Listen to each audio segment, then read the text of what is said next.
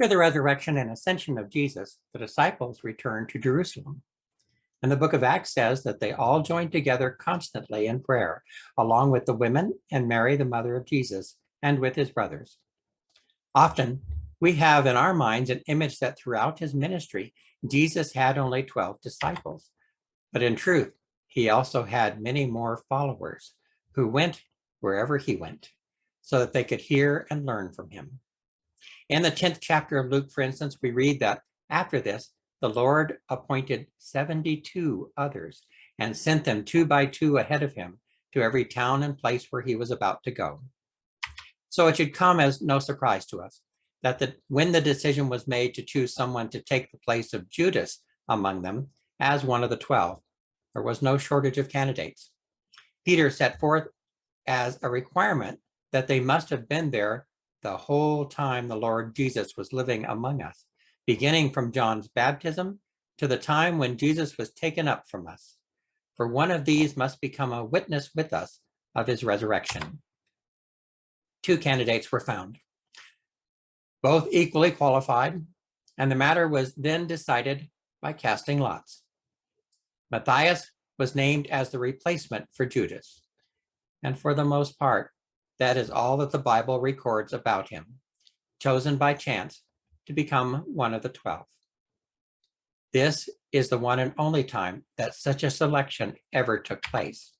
Later, as many of the original disciples passed away, there was no replacement named.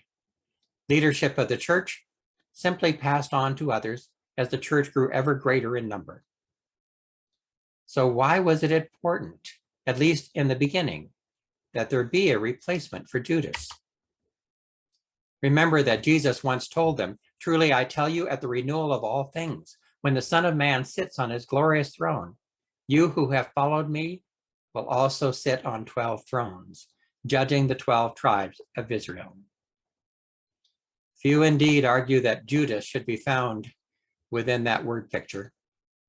We are left instead to consider now that a relatively unknown man by the name of Matthias now sits upon a glorious throne in heaven in the presence of the Son of Man, and is, like the other disciples, also charged with judging the 12 tribes of Israel.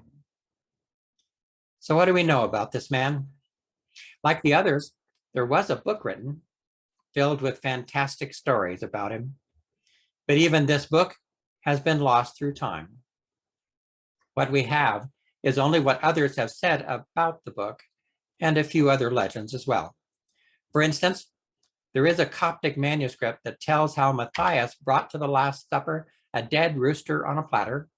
After Judas left to betray him, Jesus resurrected the rooster and told it to follow Judas and see what he was doing. The rooster returned weeping to share how Judas had now betrayed him. Jesus then discharged the bird, empowering it to ascend to the sky for 1,000 years. Such stories as this often come from other fables, which were then attached to the apostles. It is hard to take them seriously, and the early church as a whole did not do so. Origen in the Eastern Orthodox Church wrote, "I know of one gospel called according to Thomas, and another according to Matthias. But we approve of nothing but what the church approves of, namely only 4 gospels." Gleaning what we can, however, from legend, it seems that Matthias either stayed in Jerusalem and lived a long life, or went as an apostle to a city that is only known to us in legend, called Myrmidania in ancient Scythia, which today might include what we know as well as Crimea. There, according to the legend, Thomas was seized, blinded, drugged, and imprisoned. But he prayed to the Lord and his sight was restored. Andrew then came to his rescue, and both miraculously escaped in a cloud.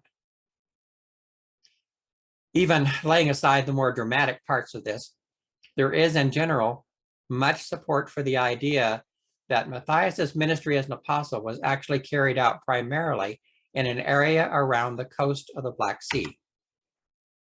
On the other hand, there's also a 13th century writer that just says that Matthias preached and worked wonders in Judea for many years, and at last fell asleep in the peace of the Lord.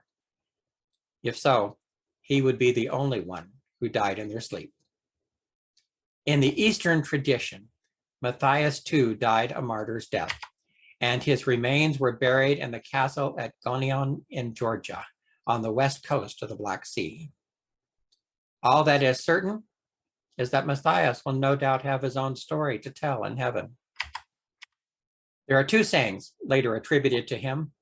One is that Matthias taught that we should fight with the flesh and use it properly, yielding to it nothing immoral for the sake of pleasure, but make the soul grow by faith and knowledge.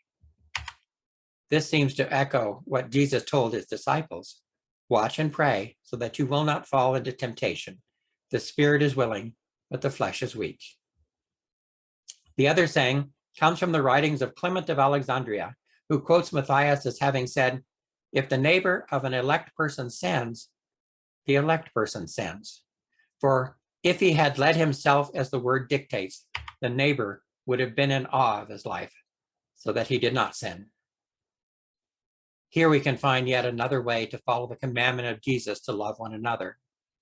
I choose not to interpret these words as a license to criticize and condemn others, but rather as a call to live in such a way as might redeem others.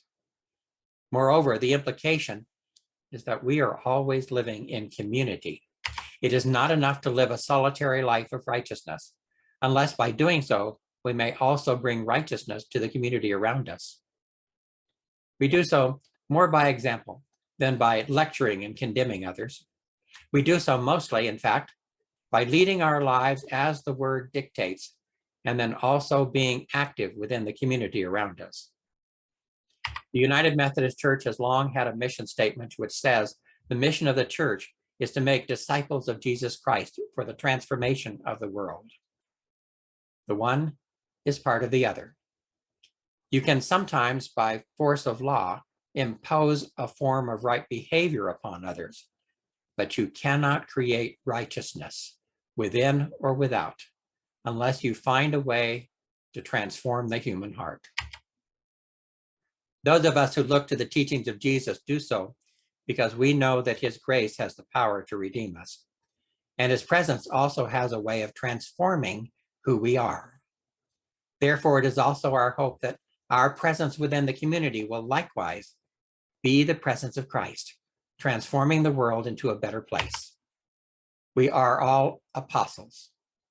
By our example, we bear witness to the risen Christ and his presence in our lives.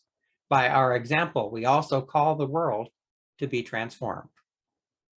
Whatever it was that Matthias eventually went, wherever he did, and whatever it may be that he once did, Matthias surely had to face the same question that each of us must answer too.